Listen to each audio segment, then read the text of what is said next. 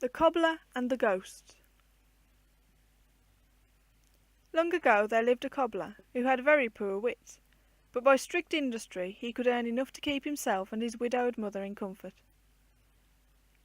In this manner he had lived for many years in peace and prosperity, when a distant relative died who left him a certain sum of money.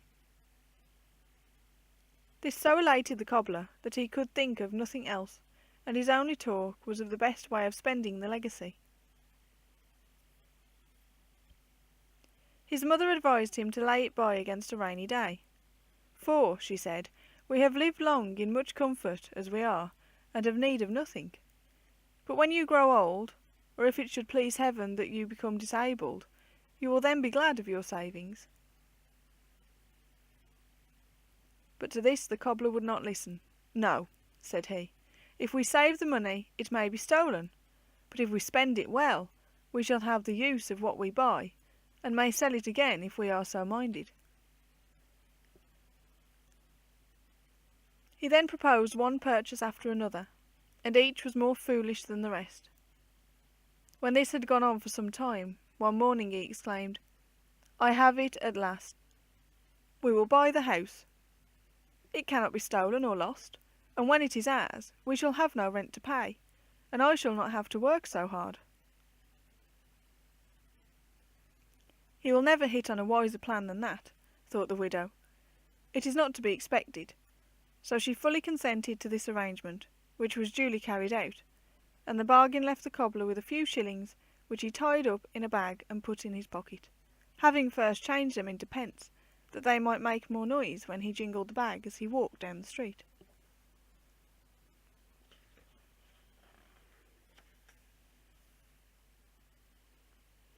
Presently he said, It is not fit that a man who lives in his own house, and has ready money in his pocket too, should spend the whole day in labouring with his hands. Since by good luck I can read, it would be well that I should borrow a book from the professor, for study is an occupation suitable for my present position. Accordingly he went to the professor, whom he found seated in his library, and preferred his request. What book do you want? Asked the professor. The cobbler stood and scratched his head thoughtfully. The professor thought that he was trying to recall the name of the work, but in reality he was saying to himself, how much additional knowledge one requires if he has risen ever so little in life. Now if I did but know where it is proper to begin, in a case full of books like this, should one take the first on the top shelf, or the bottom shelf, to the left or to the right? At last he resolved to choose the book nearest to him, so drawing it out from the rest he answered, This one, if it please you, learned sir. The professor lent it to him, and he took it home and began to read. It was, as it happened, a book about ghosts and apparitions, and the cobbler's mind was soon so full of these marvels that he could talk of nothing else, and hardly did a stroke of work for reading and pondering over what he read. He could find none of his neighbours who had seen a ghost, though most had heard of such things, and many believed in them. Live and learn, thought the cobbler. Here is fame as well as wealth. If I could but see a ghost, there would be no more to desire. And with this intent, he sallied forth late one night to the churchyard. Meanwhile a thief, who had heard the jingle of his money-bag, resolved to profit by the cobbler's whim. So wrapping himself in a sheet, he laid wait for him in a field that he must cross to reach the church. When the cobbler saw the white figure, he made sure that he had now seen a ghost, and already felt proud of his own acquaintance, as a remarkable character. Meanwhile the thief stood quite still, and the cobbler walked boldly up to him, expecting that the phantom would either vanish, or prove so impalpable that he could pass through it as though a mist, of which he had read many notable instances in the professor's book. He soon found out his mistake. However, for the supposed ghost grappled him, and without loss of time relieved him of his money-bag. The cobbler, who was not wanting in courage, fastened as tightly on to the sheet which he still held with desperate firmness when the thief had slipped through his fingers, and after waiting in vain for further marvels, he carried the sheet home to his mother, and narrated his encounter with the ghost. "Alack a day, that I should have a son with so little wit," cried the old woman. "It was no ghost, but a thief, who is now making merry with all the money we possessed." "We have his sheet," replied her son, "and that is due solely to my determination. How could I have acted better?"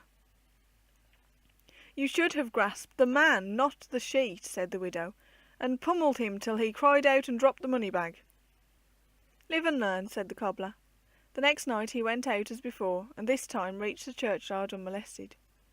He was just climbing the stile when he again saw what seemed to be a white figure standing near the church. As before, it proved solid, and this time he pummelled it till his fingers bled, and for very weariness he was obliged to go home and relate his exploits. The ghost had not cried out, however, nor even so much as moved, for it was neither more nor less than a tall tombstone shining white in the moonlight. "Alack a day," cried the old woman, "that I should have a son with so little wit as to beat a gravestone till his knuckles were sore. Now if he had covered it with something black, that it might not alarm timid women or children, that would at least have been an act of charity." "Live and learn," said the cobbler. The following night he again set forth, but this time in another direction. As he was crossing a field behind his house, he saw some long pieces of linen, which his mother had put out to bleach in the dew. "More ghosts," cried the shoemaker, "and they know who is behind them. They have fallen flat at the sound of my footsteps. But one must think of others as well as oneself, and it is not every heart that is as stout as mine." Saying which, he returned to the house for something black to throw over the prostrate ghosts. Now the kitchen chimney had been swept that morning, and by the back door stood a sack of soot. "What is blacker than soot?" said the cobbler, and taking the sack he shook it out over the pieces of linen till not a thread of white was to be seen, after which he went home and boasted of his good deeds. The widow now saw that she must be more careful as to what she said, so after weighing the matter for some time she suggested to the cobbler that the next night he should watch for ghosts at home. "For they are to be seen," said she, "as well when one is in bed as in the fields." "There you are right," said the cobbler, "for I have this day read of a ghost that appeared to a man in his own house. The candles burnt blue, and when he called thrice upon the apparition he became senseless." "That was his mistake," said the old woman. "He should have turned a deaf ear, and even pretended to slumber. But it is not every one who has courage for this. If one could really fall asleep in the face of the apparition, there would be true bravery." "Leave that to me," said the cobbler, and the widow went off chuckling to herself. "If he comes to any mischance by holding his tongue and going to sleep, ill luck has got him by the leg, and counsel is wasted on him." As soon as his mother was in bed, the cobbler prepared for his watch. First he got together all the candles in the house, and stuck them here and there about the kitchen, and sat down to watch till they should burn blue. After waiting some time, during which the candles only guttered with the draughts, the cobbler decided to go to rest for a while. "It is too early yet," he thought. "I shall see nothing till midnight." Very soon, however, he fell asleep.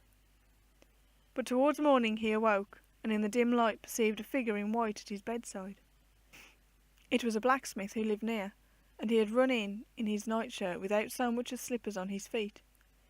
"The ghost at last," thought the cobbler, and remembering his mother's advice he turned over and shut his eyes. "Neighbour, neighbour," cried the blacksmith, "your house is on fire."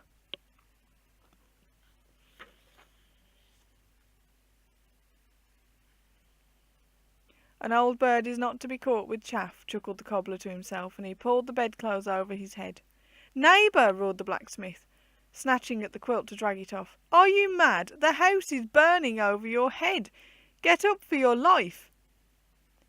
"I have the courage of a general And more, thought the cobbler, and holding tightly on to the clothes, he pretended to snore.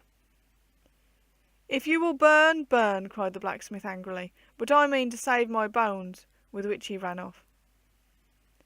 And burnt the cobbler undoubtedly would have been, had not the mother's cries at last convinced him that the candles had set fire to his house, which was wrapped in flames.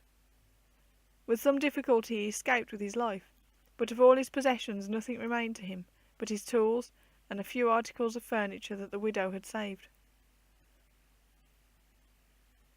As he was now again reduced to poverty, he was obliged to work as diligently as in former years, and passed the rest of his days in the same peace and prosperity which he had before enjoyed.